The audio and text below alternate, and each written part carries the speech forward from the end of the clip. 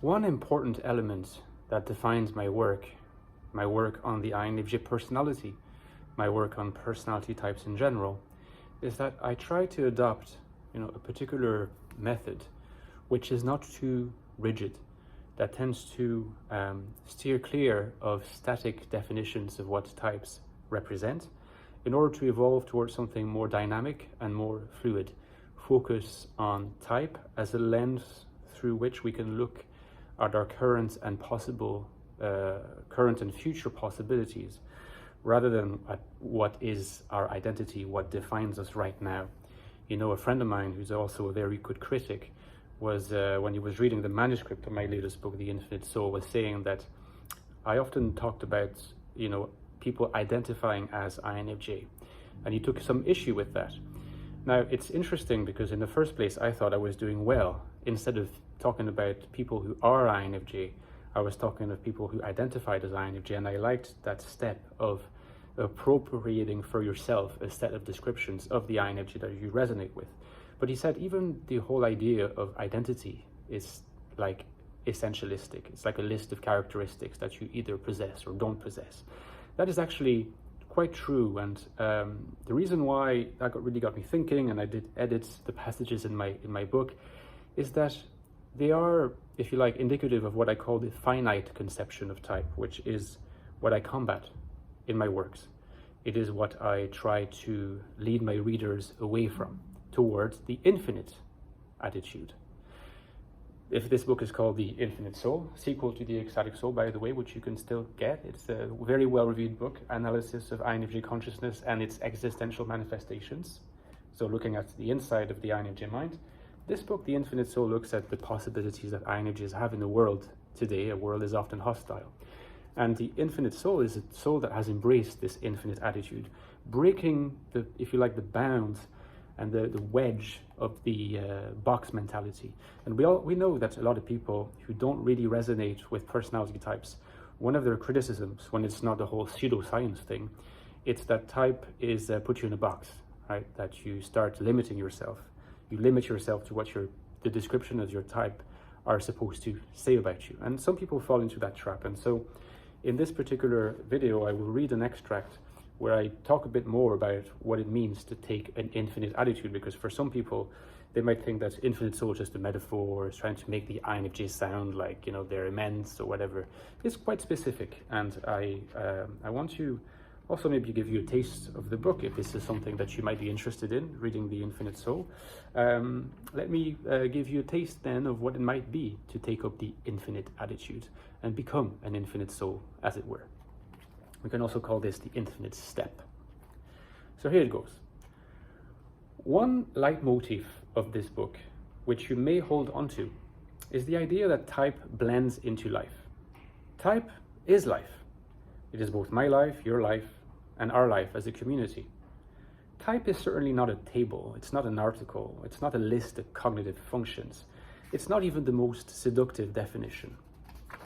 We have to beware at all times not to confuse the end with the means. And since type is life, the truth of type must ineluctably be revealed in the truth of our experienced living, aletheia in the Greek conception revived in the last century by Martin Heidegger. Together we shall investigate what it means to take up an infinite attitude to type and hopefully arrive at an answer that satisfies the both of us. Notice that in the last two paragraphs I have been referring to an infinite attitude. This is significant because an attitude is not something primarily mental. It's rather a mode of being that we take up existentially, prior to any translation into the language of thought and cognition. It is in this subtle area that we navigate life 99% of the time, where we experience meaning, emotion, inspiration, and the like. It is in this area that genuine fullness of life and meaning are accessible to us. And so I always describe my book as genuine, purposeful, meaningful INFJ life in the modern world. Therefore, if our knowledge of our type is to contribute to meaningful, fulfilling lives, it must be the kind of knowledge which we can tap into for the purposes of everyday living. We might refer to this kind of knowledge in opposition to its abstract counterpart as lived knowledge. When I discuss an INFJ topic with someone else, I naturally rely on things I've learned from reading articles and books or from watching videos, in addition to my own life experience. I use concepts that were not available to me before others made it so. This knowledge may be either practical or theoretical, but either way it is derived. It does not showcase at first glance the direct primordial quality, the what it feels likeness of lived knowledge. And yet it could not exist without it, and this for two reasons. First, derived knowledge can only make sense to us if we are able to confront it with our actual lived experience. Secondly, in the process of confronting it with our lived experience, derived knowledge redefines that experience for us. Type as a concept blends into our life. The philosopher Willard Quine refers to this facet of existence as what he calls the theory-laden nature of experience. This may sound obscure, but in reality the phenomenon is quite intuitive. Even such a simple act of expressing that you feel cold presupposes a mastery of a whole repertoire of concepts, self-reference, feeling, temperature, etc., etc. The more fine-grained your attempt at describing the kind of person you are, the more blending takes place between concepts and raw experience. And I say that type blends into life because the theory of type represents a particularly fine-grained attempt on the part of us INFJs and fellow travelers of other types to describe the kind of people we are. A direct consequence of the theory-laden nature of experience is that we have the power to constantly invent new vocabularies that will inform and broaden our understanding of ourselves, as in this case INFJs, and thereby enrich our lived experience as INFJs. Those who have read my book, The Ecstatic Soul, and got on board with the concept of existential alienation, for example, they live a different kind of INFJ life than those who have not in many ways. Alienation has gotten added to their repertoire, not just concepts, but of experiences as well. This does not mean that other INFJs don't experience what I call alienation, of course, only that they do not experience it in as rich or meaningful a way. There is a form of therapy involved in being able to induct our states of being into our language. This gives us a further clue to the meaning of the infinite attitude to type. First of all, we begin by accepting that types are not wholly amorphous blobs, otherwise it would make no sense to classify them. This first move is shared with the finite attitude, the box mentality. As a second move, however, the practitioner of the infinite attitude effects a first radical departure. Instead of dividing type into fixed personality traits abstracted from bodies, like the finite attitude does, it understands type as a singular way of experiencing the world. Neither alienation, haziness, nor prescience, three concepts deployed in the Ecstatic Soul, are traits of character. It would make no sense to describe someone as hazy. These are rather names I give to singular experiences, or better yet, singular ways of experiencing the world, each quite specific to the INFJ.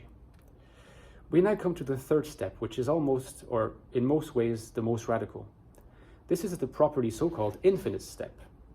Once type is understood not as a list of traits, but as a repertoire of possible experiences, it becomes obvious that the description of such experiences is limitless in potential. In other words, there are infinitely many ways that the unique INFJ condition can be described, updated, and so forth. In the near future, someone may come up with a better concept than alienation to capture what I was trying to get at in 2021. Maybe the concepts then will be richer, more precise, more layered, or perhaps it will be narrower, who knows? The crucial takeaway is that you can apply this logic to just about any concept in the INFJ glossary of self-descriptions. For example, the door slam concept might become obsolete. It might be replaced by something better as well. For example, by this idea of banishment, which I have proposed as a possibility of replacing door slam with banishment in the video, which I refer you to. Only the infinite attitude, in fact, can keep our interest alive in type for long periods. This stems from the simple truth that people, with rare exceptions, only care about type to the extent that they can bring it back to life. If they see type being presented as just a list of traits, they'll have their interest piqued for a moment and then move on. I could go on for a while, but I wanted to give you a little taste of that extract, so hopefully that brought a bit of light onto what it means to have an infinite attitude. Don't forget I have a Patreon page. If you support me, that's massively helpful on my channel. Give reviews to this book if you've loved it. Please, see you soon.